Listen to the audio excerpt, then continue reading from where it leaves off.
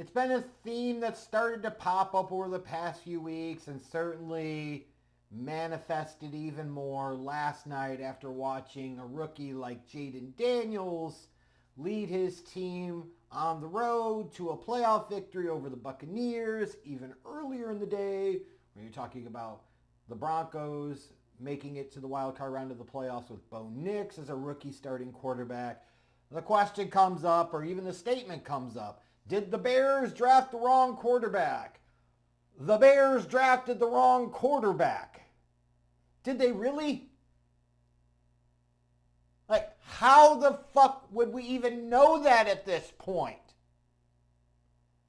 Look, if you consistently thought in your evaluations that Jaden Daniels and Bo Nix, either one or both, were better long-term prospects than Caleb Williams, so be it.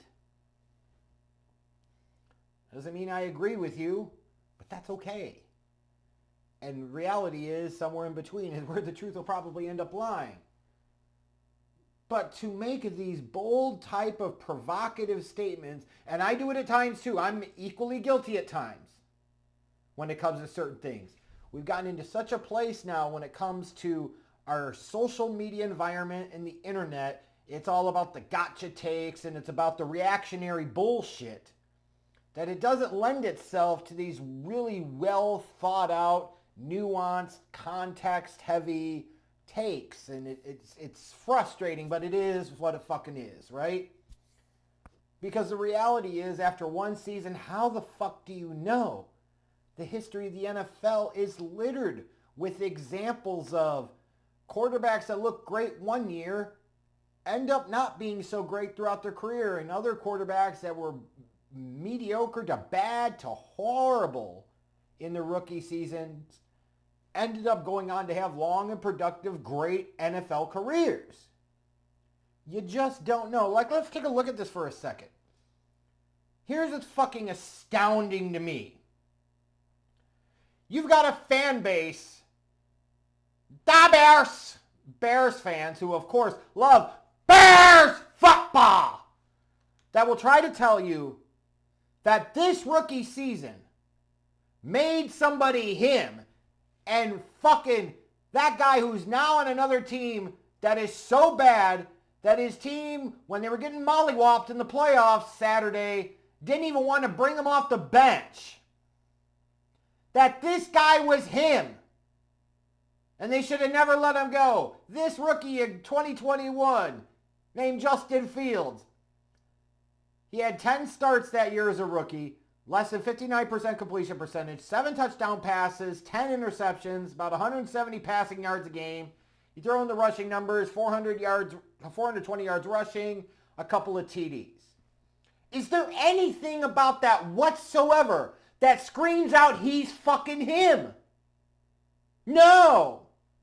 Now, is there anything that screamed out based off of just the numbers alone as a rookie that he's a bust? No. It was stupid to say either at that point in time. But you had Bears fans bending over backwards because they're fucking idiots trying to crown his ass with those fucking numbers. And to this day, they will pound the table for him. Meanwhile, you look at Caleb Williams and his 2024 statistics. He started all 17 games, 62.5% completion percentage, 20 touchdown passes, only 6 interceptions. So he had almost half of the interceptions of Justin Fields, had basically 3 times the amount of touchdown passes, averaged over 208 yards passing a game, had almost 500 rushing yards himself, better completion percentage. But now they're talking about the Bears drafted the wrong quarterback and that he's a fucking bust. What in the fuck are you talking about? It is way too early to tell this shit. I know what they're doing. They're looking at Jaden Daniels. They're saying, hey, he made all 17 starts. He had 69% completion percentage, 25 touchdown passes, only 9 interceptions, more yards passing per game than Caleb Williams. And then you throw in his dynamics as a rusher. And yeah, Jaden Daniels, I wasn't that big on him coming out of Arizona State. But as a 24-year-old rookie, he better be fucking playing really well, and he did, to his credit. And you know what happened? He got put into a good situation. Sure, he got put with Dan Quinn, a defensive first head coach, but Dan Quinn, unlike Matt Eberflus, knows what the fuck he's doing to at least some degree. Meanwhile, they bring in somebody like Cliff Kingsbury. Head coaching credentials, play calling credentials, pretty good. That's the situation that they put frickin' Jaden Daniels in. Meanwhile, the Bears gave him the fucking scarecrow Matt Eberflus, if I only had a brain. They gave him the Wizard Waldron, who was so tremendous as an offensive coordinator, he didn't even make it through the season to where you had to sit there and go with Thomas Brown the rest of the way.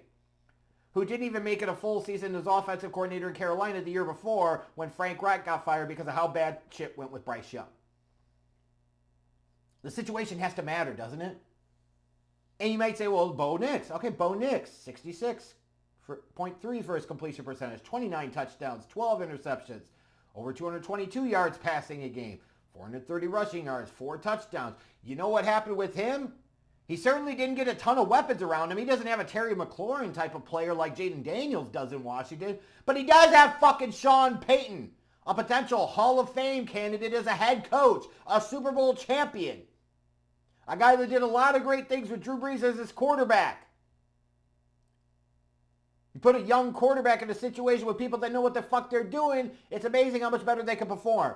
But we're sitting there already talking about Caleb Williams being a bust, or the Bears drafted the wrong quarterback, when Caleb Williams had multiple, I think it was 4, wasn't it, 300-plus yard passing games this year? How many times did Justin Fields do that in his entire 3-year stint in Chicago, you fucking idiots? But admittedly, right?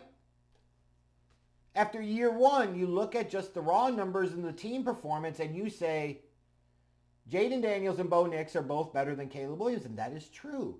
But man, oh man, you've got to be really fucking careful with that. And like I said, this can go both ways. This can go in terms of don't overrate great too quickly. Don't overemphasize the shit too quickly either. Let me throw you another quarterback from a few years ago in their rookie stats. In 11 starts, under 53% completions, 10 touchdown passes, 12 interceptions, less than 173 yards passing a game. He has had 631 rushing yards and 8 touchdowns. This was Josh Allen, and he was drafted 7th overall in 2018. Now you imagine Browns fans sitting there at the time were happy with Baker Mayfield. Baker Mayfield clearly had the better rookie season. And yet a couple of years later, how much do you think Browns fans would have rather had Josh Allen than Baker Mayfield? Now, it's worked out well for Baker Mayfield and the Tampa Bay Buccaneers, certainly. And you might say it's not the greatest example. What it is, though, is it's an example of be careful how much stock you put into rookie quarterback performances and saying too much one way or another that means they're going to be great or they're going to be dog shit. Unless you're talking about like a Ryan Leaf 1998 where he had like 2 touchdown passes and 15 interceptions, then yeah, you could probably judge very quickly. But for a lot of these guys, you can't. Let's go back to 2012. Based off of their rookie seasons, 65.6% completions, 20 interceptions, or 20 touchdowns, only 5 interceptions, over 213 yards passing a game, 815 rushing yards, 7 touchdowns. You certainly would take that quarterback over the next quarterback with a 64.1% completion rate, 26 touchdown passes, 10 interceptions, less than 195 yards passing a game, a little under 500 yards rushing, and 4 touchdowns on the ground. And logically, based off of the rookie seasons, if we're using this fucking logic here, it absolutely fucking makes sense. Why wouldn't you take quarterback A over quarterback B? Well, congratulations, you took RG3 instead of Russell Wilson. Do you see the dangers of the dynamics here? You go back to 2016. Carson Wentz had a pretty good rookie season. I was one of those Carson Wentz nut huggers the first few years of his career. Yeah, I'll own that. In the first couple of years, I sure looked pretty good. But that was an example of confirmation bias and wanting to rush too quickly to support my own take versus allowing shit to play out and playing the long game. Who would you rather have right now? Carson Wentz or Jared Goff? For years we were calling him Jared Goof. Meanwhile, Jared Goof has 5 4,000-plus yard passing seasons. And while he's not elite, he's a pretty goddamn good starting quarterback. Meanwhile, Carson Wentz is backing up Patrick Mahomes of Kansas City. And even when you go back to that draft, you had Dak Prescott that was a 4th-round pick. And he certainly was far better as a rookie than Jared Goff could ever have fucking imagined. But if you win again just based off of the rookie seasons, you would take Dak Prescott or Carson Wentz, and you would look like a fucking clown for doing so. I'm going to keep pounding this point home. Let's go to another draft. This quarterback had made 14 starts in his rookie season, about 56% for a completion percentage, 15 touchdown passes, 13 interceptions, just a shade under 175 yards passing a game, 267 rushing yards, and a touchdown. Would you rather have this quarterback or this quarterback that in 6 starts had 49% for his completion rate, 8 touchdown passes, 7 interceptions, about 158 yards passing a game, and 313 yards rushing and no touchdowns? Well, clearly, the team A, the quarterback A, the team that took him, was right. And they should be very thankful they didn't take quarterback B. Yeah, until you realize quarterback A was fucking Tim Couch, and quarterback B was the guy taken right after him in 1999, Donovan fucking McNabb. Who would you rather have? You go back to 2021, all the talk about Trevor Lawrence, but it was Mac Jones that had the best of the rookie seasons from that draft class. After 1 year, you could say, well, maybe they should have taken Mac Jones, and look at where it's at now. Mac Jones is fucking backing up Trevor Lawrence in Jacksonville. You just got to be careful of rushing to these types of judgments, folks. And then you go to another year, and this will be a striking one, and it helps illustrate a larger point I want to make. This quarterback in 10 starts as a rookie, 47.5 completion percentage, 7 touchdown passes, 14 interceptions, just a shade over 150 yards passing a game, under 150 yards rushing, and 1 touchdown. Quarterback B, 58.4% completions as a rookie in 9 starts, 20 touchdown passes, 6 interceptions, 200-ish yards passing a game, 45 rushing yards, and 2 touchdowns. Now you would look at that and you would say, well, Team B clearly got the better end of the deal. Team A drafted John Elway first overall in 1983. Well, technically it was the Colts who then traded to the Broncos. And at pick 27, I think it was 27, the Dolphins took Dan Marino. That's quarterback B. And you're going to say, well, in terms of pure passing numbers, the Dolphins obviously got the better end of the deal. And you're certainly right. Until you think about which quarterback's resume would you rather have? Dan Marino and all the individual accomplishments, or John Elway and the 5 Super Bowl appearances, including the 2 Super Bowl titles? And the reality is, how many fucking Broncos fans do you ever hear talk about, oh, I wish we would have drafted Dan Marino? How many Dolphins fans do you hear say, I wish we would have drafted John Elway? It didn't matter because for their situations, they were great. At some point in time, you can't always be going against everybody else. You look at your own and you say, well, this is the best. I go to 2004. The Giants made that big trade up from 4-1 with the Chargers to bring Eli Manning. And he was clearly QB3 in that draft. And don't let anybody ever fucking tell you otherwise. If you took that Manning name off the back, he would not have been drafted number 1 overall. Full stop, period. Bullshit. It's revisionist history for anybody to pretend like that wasn't the case. There's no way you could watch those 3 fucking quarterbacks coming out of college. Phillip Rivers, ugly mechanics, yes, but clearly the best refined pocket passer of the 3. Big Ben had by far the biggest upside. You could see it. And then Eli Manning was a clear tier below them. But if you ask Giants fans at the end of the day, they might even acknowledge that Big Ben and Phillip Rivers had better careers individually, statistically, and all of that. Big Ben also won 2 Super Bowls. Do you think they give a shit? No, they won 2 championships with Eli Manning, so who gives a fuck? Like if Jaden Daniels goes to the Hall of Fame but never wins a championship, but Caleb Williams is like a Dak Prescott type of quarterback, ... with some actual clutch ability, and wins 1 or 2 championships in Chicago, as crazy and delusional as that is to even put out there into the Schlegelverse, here's the reality.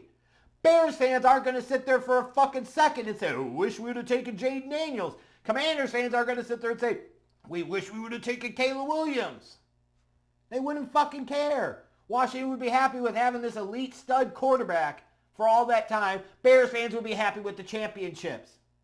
Be careful not to rush to judgments too quickly, one way or the other after one season. History with the quarterback position bears out time after time after time. You could end up looking like a fucking fool, just like I did with Carson Wentz. Just like a lot of Bears fans did with Justin fucking Fields. Just like they did with Mitchell Trubisky. Now, same fan base, that sat there and still to this day a number of them believes Mitchell Trubisky is a franchise-level NFL starting quarterback, and or the other segment of the fan base, or some overlap there as well, that still believes that Justin Fields is him.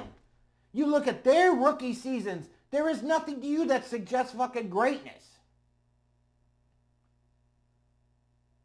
But now Caleb Williams actually has multiple 300-yard passing games, has ended up with the 7th longest streak of consecutive regular season passes while throwing an interception. And this is as a rookie, mind you. But we're talking about him being a bust, and the Bears have already drafted the wrong quarterback? Let's see the Bears put him in a better situation from a coaching standpoint. I know, similar excuses you might have heard from Justin Fields, and that's a valid point there. But goddamn. Let's wait a little bit longer before we break out the anointing oil for Jaden Daniels and Bo Nix. Let's wait just a little bit longer before we break out the bust label for Caleb Williams.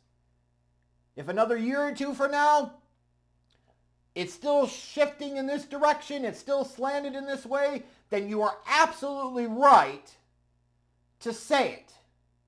Right now, you're opening yourself up to an incredible risk of looking really, really ridiculous. Even though more rookie quarterbacks come into the NFL and can have success, it is not uncommon, not unfathomable for rookie quarterbacks that end up going on having really good, productive NFL starting quarterback careers to come in and struggle as a rookie. And then you look at situations like Sam Darnold went to the Jets. He was an epic fucking failure. He goes to the Vikings and he's a top 5 MVP candidate this year. Geno Smith also flopped badly with the Jets, bounced around, and now he's become the guy in Seattle. Sometimes it takes a while for these guys, right? So believe what you want, but it is, to be clear, really, really fucking stupid to be drawing conclusions this quickly. You could be looking back in a little bit and saying, yeah, I really wish I wouldn't have said that shit. Because, yeah, you jumped the fucking gun. And I realize that's our current social climate. It's all about reaction and getting a reaction. And I'm guilty of it too, right? Just, I beg you, Bears fans, don't get too fucking far ahead of yourselves. You were willing to sit there and give Trubisky 4 damn years. You're willing to sit there and give Fields 3 damn years. Can you at least give Caleb a second before you turn on his ass? That's all I'm saying.